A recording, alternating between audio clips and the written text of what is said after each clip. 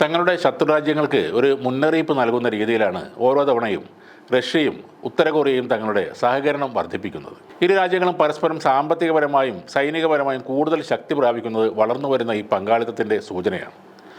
അതിന് ലഭിച്ച ഏറ്റവും മികച്ച അവസരമായിരുന്നു ഉക്രൈനിലെ റഷ്യയുടെ അധിനിവേശ സമയം. കഴിഞ്ഞ 2 വർഷത്തിനിടയിൽ റഷ്യയുമായുള്ള സൈനിക സഹകരണം ഉത്തര കൊറിയ ഗണ്യമായി വർദ്ധിപ്പിക്കുകയും ചെയ്തു. ഉക്രൈനെതിരായ റഷ്യയുടെ തുടർച്ചയായ യുദ്ധം നടക്കുമ്പോൾ ചെറുതായി റഷ്യ തളരുന്നു എന്ന തോന്നലുണ്ടായ അവസരത്തിലെല്ലാം ഉത്തര കൊറിയ വലിയ രീതിയിലുള്ള സഹായങ്ങൾ നൽകിയിട്ടുണ്ട്. ആയിരക്കണക്കിന് സൈനികരെയാണ് അവർ റഷ്യയ്ക്ക് വേണ്ടി യുദ്ധം ചെയ്യാൻ പറഞ്ഞയച്ചത്. കൂടാതെ യുദ്ധോപകരണങ്ങൾ, മിസൈലുകൾ എന്നിവയും ഉത്തര കൊറിയ വിതരണം ചെയ്തിട്ടുണ്ട്. 11 UN അംഗരാജ്യങ്ങളുടെ കൂട്ടായ്മയായ multi lateral sanctions monitoring team പുറത്തിറക്കിയ വിശദമായ ഒരു റിപ്പോർട്ടിൽ ഉത്തര കൊറിയ നൽകിയ ഈ സഹായങ്ങളുടെ കണക്കുകളെല്ലാം കൃത്യമായി പറയുന്നുമുണ്ട്. Open source centre, conflicts armament research തുടങ്ങിയ സംഘടനകളെ ആസ്പദമാക്കിയുള്ള ഈ റിപ്പോർട്ടിൽ റഷ്യ ഉത്തര കൊറിയ സഹകരണത്തിൻ്റെ വ്യാപ്തി വ്യക്തമായി കാണാവുന്നതാണ്. 2024 ജനുവരി മുതൽ ഡിസംബർ വരെയുള്ള കാലയളവിൽ ഉത്തര കൊറിയ റഷ്യയ്ക്ക് കുറഞ്ഞത് 100 ബാലിസ്റ്റിക് മിസൈലുകളെങ്കിലും കൈമാറിയതായി ആ റിപ്പോർട്ടിൽ പറയുന്നു. ഈ ആയുധങ്ങൾ പിന്നീട് സപ്പോരിജിയ, കീവ് തുടങ്ങിയ നഗരങ്ങൾ ഉൾപ്പെടെ ഉക്രൈനിലെ പ്രധാന കേന്ദ്രങ്ങളെയും നിർണായക സിവിലിയൻ സൗകര്യങ്ങളെയും ആക്രമിക്കാനാണ് റഷ്യ ഉപയോഗിച്ചതെന്നും റിപ്പോർട്ടിൽ പറയുന്നു. ഉത്തര കൊറിയയുടെ ആയുധശാലകളിൽ നിന്നയച്ച 82 mm, 122 mm, 130 mm, 170 mm എന്നീ യുദ്ധോപകരണങ്ങളുടെ ഒരു ശേഖരം തന്നെ റഷ്യയിലെത്തിയിരുന്നു. റഷ്യയുടെ D-20, D-30 ഹോവിറ്റ്സറുകൾ, M-30, M-46 തോക്കുകൾ, D-74 പീരങ്കി തുടങ്ങിയ വിവിധ സംവിധാനങ്ങളുമായി പൊരുത്തപ്പെടുന്ന രീതിയിലാണ് ഈ ആയുധങ്ങൾ എല്ലാം ഡിസൈൻ ചെയ്തിരിക്കുന്നത്. 2023 സെപ്റ്റംബർ മുതൽ ഇത്തരം വെടിക്കോപ്പുകളും അനുബന്ധ സാമഗ്രികളും അടങ്ങിയ 20,000-ലധികം കണ്ടെയ്നറുകൾ ഇരുകൂട്ടരും കൈമാറ്റം ചെയ്തതായി റിപ്പോർട്ട് വ്യക്തമാക്കുന്നു. 2024 മാത്രം 9 ദശലക്ഷം റൗണ്ട് പീരങ്കികളും ഒട്ടേറെ റോക്കറ്റ് ലോഞ്ചർ വെടിയുണ്ടകളും റഷ്യൻ പതാകയുള്ള ചരക്ക് കപ്പലുകൾ എത്തിച്ചതായും റിപ്പോർട്ടിൽ പറയുന്നുണ്ട്. 2021 ഓഗസ്റ്റ് മുതൽ 25 മാർച്ച് വരെയുള്ള കാലയളവിൽ 122 mm, 152 mm യുദ്ധോപകരണങ്ങളുടെ 5 മില്യൺ റൗണ്ടുകൾ അയച്ചതായും ഓപ്പൺ സോഴ്സ് കണക്കുകൾ സൂചിപ്പിക്കുന്നു.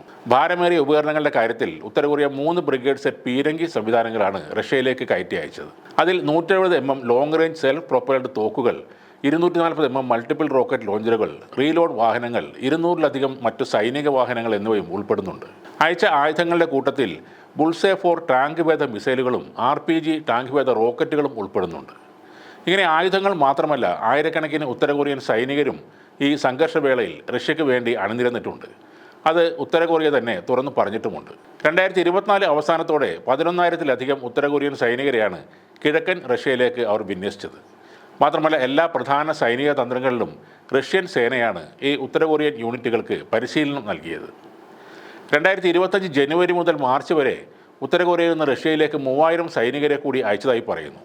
2025 ഏപ്രിലിൽ റഷ്യയും ഉത്തര കൊറിയയും ആദ്യമായി ഈ സൈനികരുടെ സാന്നിധ്യം അംഗീകരിക്കുകയും ചെയ്തിരുന്നു.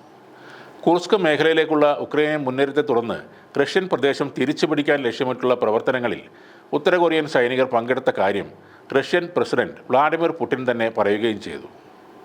തുടക്കത്തിൽ പ്രധാനമായും റെയിൽ മാർഗം വഴിയായിരുന്നു ഈ ആയുധ കൈമാറ്റം നടന്നത്. എന്നാൽ റഷ്യ പ്രധാന ഗതാഗത മാർഗമായി ഷിപ്പിങ്ങിലേക്ക് മാറി.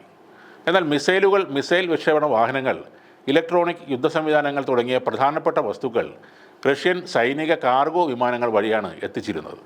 തിരികെ ഹ്രസ്വദൂര ആയുധങ്ങൾ, നൂതന ജാമിംഗ് ഉപകരണങ്ങൾ, യുദ്ധവാഹനങ്ങൾ എന്നിവ ഉൾപ്പെടെയുള്ള വ്യോമ പ്രതിരോധ സംവിധാനങ്ങൾ റഷ്യ ഉത്തര കൊറിയയ്ക്ക് നൽകിയതായും റിപ്പോർട്ടുണ്ട്. വിവിധതരം വ്യോമ ഭീഷണികളിൽ നിന്ന് സംരക്ഷണം നൽകിക്കൊണ്ട് റഷ്യയുടെ പാൻസിർ സംവിധാനം ഉത്തര കൊറിയയുടെ പ്രതിരോധ ശേഷി വർദ്ധിപ്പിക്കുന്ന ഒരു പ്രധാന ഭാഗമായി നിൽക്കുന്നുമുണ്ട്.